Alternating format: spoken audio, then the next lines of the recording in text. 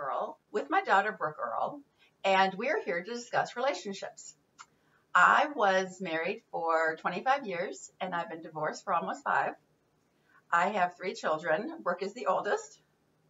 I have 2 other sons. They are all in their 20s and launched. In the private world, in the corporate world, I was vice president. I've been a college professor. I've been an entrepreneur. My longest stint, though, was as mother of my 3 cherubs. And today we're here to discuss, does age make a difference in dating? Because while I'm facing dating again after almost 30 years, Brooke is also facing dating again because, Brooke, you were in a pretty serious relationship. Yeah, I was in a relationship for 5 years. We met in college and did all that jazz. And then after about 5 years, we've separated and gone different ways. And we all know how hard that is. Whether there was a ring attached or not, it's still a painful time for everybody. So we both understand love and loss. Yes. And the question today is, are there some similarities and differences in dating in your 20s versus your 50s? Okay? So what do you notice is the same or different, either direction? Well, I think your generation has more of an option to date online. Your generation has seemed to embrace that a lot more than my generation. I think we kind of see that more as like, I don't want to say a last hope, but like, you know, we don't really embrace that as much as I think my generation could. Okay, and it might be our last hope. I think we've embraced it because we don't know where else to go. At your age, many 20-year-olds are still students, so you can find other 20-year-olds. There are a lot more single people in their 20s. You are not in an established relationship, so by meeting somebody, you are not taking a chance on breaking up a relationship, which nobody would ever want to do. So you simply have more options because there are more people and more opportunities to meet people. And my generation has pretty much had to turn to the online dating because we're not interested in going to bars any more than we were. And some of the places they told us, you know, I think in the 80s, I'm old enough to remember that, you went to gyms. And then for a while you could meet at the coffee houses. And they would even tell you to go to church, meet a good person at church. But I think even a lot of those ideas have dried up. So that was one of the differences. Yeah, we do. My generation will hear meet a good guy at church. But even if you do see a guy at a bar, you don't talk to him. My generation, you don't do that. And I don't know that I would want to go to a bar. And if somebody approached me at a bar, would you? I mean, I just heard a horror story the other day. A gentleman paid a compliment to a woman. They were at a bar for the music, and he paid her a compliment, and she just went off on him. Yeah, I don't think women are receptive to people hitting on them in bars or in libraries. I don't think women are always receptive to being hit on. Right. Period. And grocery stores was a really popular one for a while. You're supposed to find them at your local, meat market. Takes on a whole different message that way. Yes, it does. Okay. What about age? In terms of what? How much older or how much younger? Well, I can only go older. You can only for the most part. I'm 25. If I go 5 or 10 years younger, I'm into felony region. Yes, you are. You can go 5 or 10 years older or younger and it not make a difference. Well, you wouldn't think so, but interestingly, I'm happy to go older because I like the maturity. I like the gentlemanliness of gents I've met in their later 50s and 60s. I don't like dating people in their 40s. That makes sense. I found several reasons. One is our children are different ages. Yeah, that's a big issue. Right. And I know gentlemen who have said to me, no, you have kids at all, or even though your kids are launched, you are still around. Right. And they don't want anything to do with a woman who has children anywhere near their home. That makes sense. So that's a challenge. And I don't know that everybody wants to return to high school drama. Yeah, that's true. But in my world, I am in the middle of high school drama. You are in the middle of it. That's This is true. How we communicate is high school drama. But I think we agree that we're both looking for people similar to our own ages. Yes. So 20-year-olds are looking for 20-year-olds, 30-year-olds are looking for 30-year-olds. My cap is 30. Okay. I'm 25, so 30, but even that kind of, by the time you're 30, a lot of people are settled in their career. A lot of guys my age have already bought a home. And they tend to have a way of doing things. And so you have to fit into a 30-year-old's life. Whereas a 20-something, you can build a life. That's a really good point. It's a really good point. Yeah, I've seen that before over the years when somebody was, a 23-year-old was dating a 33-year-old. Yeah. And I remember seeing engagements break off because the gentleman had his own home and she was supposed to move in and she wanted to help choose and she wanted to redecorate it. And he's like, are you kidding? This is my house. Which is another thing. Yeah. When you guys are starting out, you're starting together. Right. My age, we're combining two households. Yeah. So I've had, gentlemen talk just with kind of the fun of it. And it's a very entertaining conversation. Where would we live? Do we move to your house? Do we move to my house? Do we sell both houses and buy a new home? And that's a discussion that you have to have not only with your spouse, but with your children. Yes. So if I tell you I'm bringing a new guy in or I'm selling your family home, depending on the child. Right. Very different responses, very different outlooks on it. Yeah. And so that is a difference in dating in your 20s versus 50s. What about the amount of time we spend together?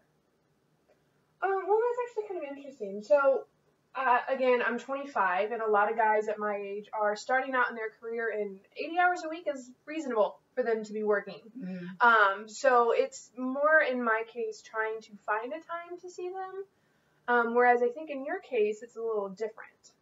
Well, in my case, because I'm dating gentlemen my age and older, they are semi-retired or retired. Yeah. And they have a lot more time. So they're saying, hey, let's meet for lunch. Let's meet for coffee. And I'm saying, I work for a living. I don't have as much time. And my weekends are often, as a single mom, spent running errands, doing yard work. So I find I have less time than they do. Right. So that's, okay, there's a difference. Absolutely. A lot of similarities. What are the things that obviously we're both going to want? Name one. Tall. I think we both kind of like taller guys. Christian. We both absolutely want Christian. Honest, responsible. Sense of humor. That's nice. More guys need those. More guys need a good sense of humor. Yeah. Kind, understanding, compassionate. These are the things. Now, this does not go just one gender. No. Guys, you're looking for the same thing in us. Yes. So if we're asking you to be responsible, thoughtful, kind, caring, please know we're going to offer you all those same characteristics. Yes. It goes both directions. Absolutely. Absolutely. Okay, so we talked a little bit about the differences and similarities and how to meet men. Right. What about asking men out? Has that changed? So it depends on who you ask in my generation. I am not known as a feminist. Okay. And I'm also very involved in the Christian religious world. So we tend to be a little more traditional. Okay. And so while I don't think it's discouraged, it's not exactly encouraged for women to ask out men. Well, and I will tell you that your little brother told me once that, he's only 3 years younger than you. Mm-hmm. And when he was about 18, he said, oh, Mom, girls don't ask boys out today. And I was like, well, when I was, back in the 70s when I started dating, we didn't ask boys out ever. Right. I remember one time my mom calling me down and she says, Lindy, you have a phone call. And I said, okay. And I'm coming to the phone and loudly enough for the boy to hear, she says, it's a boy. Devastation. That's my grandmother. That's my grandmother. So in fairness, he was calling about homework. Wasn't a big deal. That sounds about right too. That sounds about right too.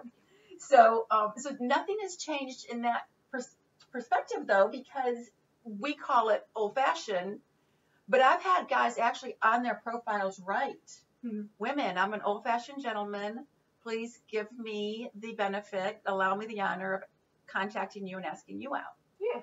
So it seems like the gentlemen are enjoying their role as the aggressor or the inviter. Well, I think the guys tend to have their own timeline. In my experience, gentlemen move a little slower than women do in terms of asking people out. So I think they like to be able to do it on their own timeline. Whereas if a woman were to ask them out, I don't know that they would be okay with doing so early. Expedited. Yes. Okay, this is really funny because when I was your age, I found that men were very slow to ask women out.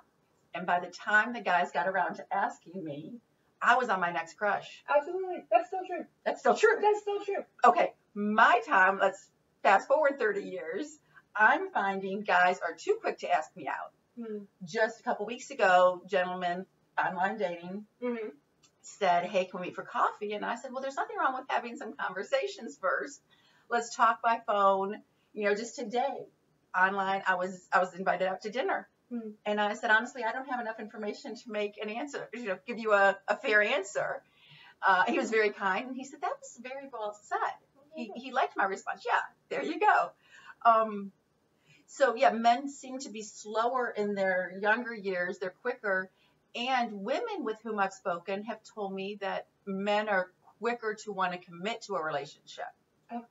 On Single Again, a Facebook group we have, it's a support group for Single Again. You can be out of a relationship. You can be married and be in the group just to offer your support. I think the majority of us are divorced. And we just had a discussion going about this. And basically, the men are just faster to get into a relationship and want to be in a relationship. And I think the question was asked, how many dates until you're in a relationship? And one person said one. Yikes. Yeah, he's like, if I'm asking you out, it's because I'm interested in a relationship. That's good to know. Well, my question is how long does he talk to the woman before asking them out? Because I think if you just met at a bar, which clearly does not happen, I think their answer would be different if you hadn't talked for a while. So my question to that gentleman is, how long have you talked to the person before asking them out?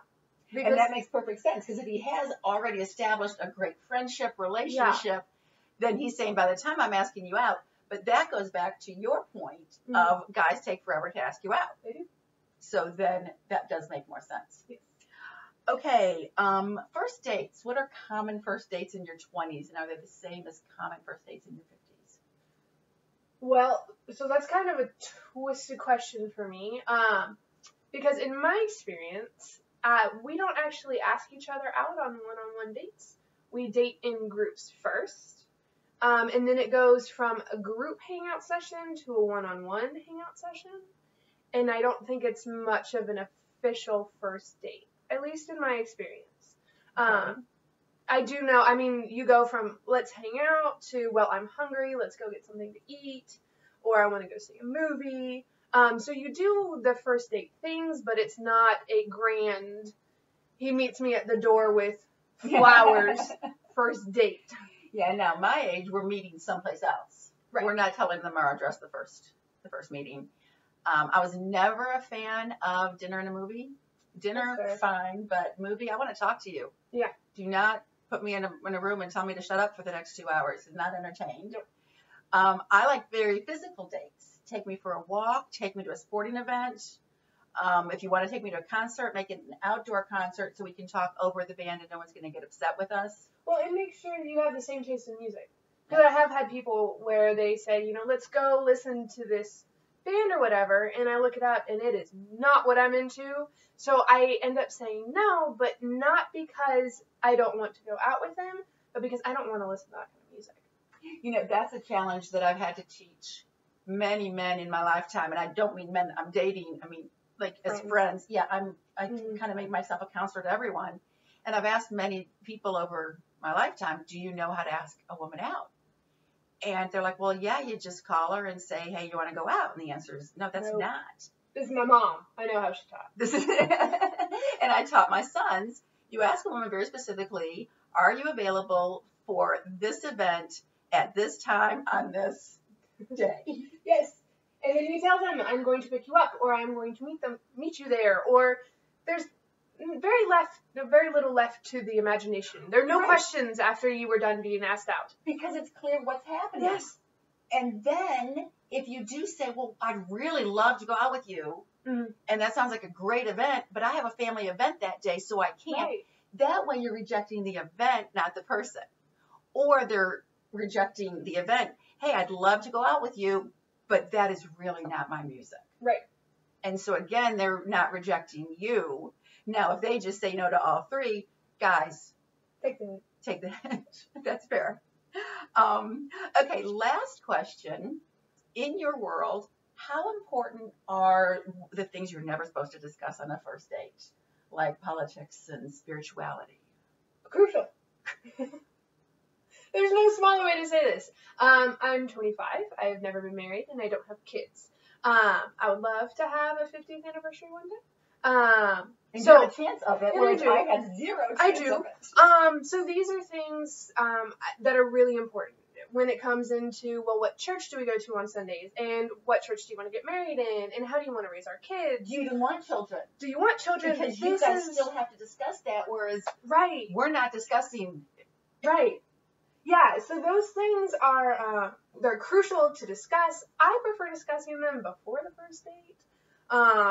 If you don't want kids, tell me, because I want kids, and that's a deal breaker. And why waste your time? I'm not about wasting my time. I'm a very, very blunt person.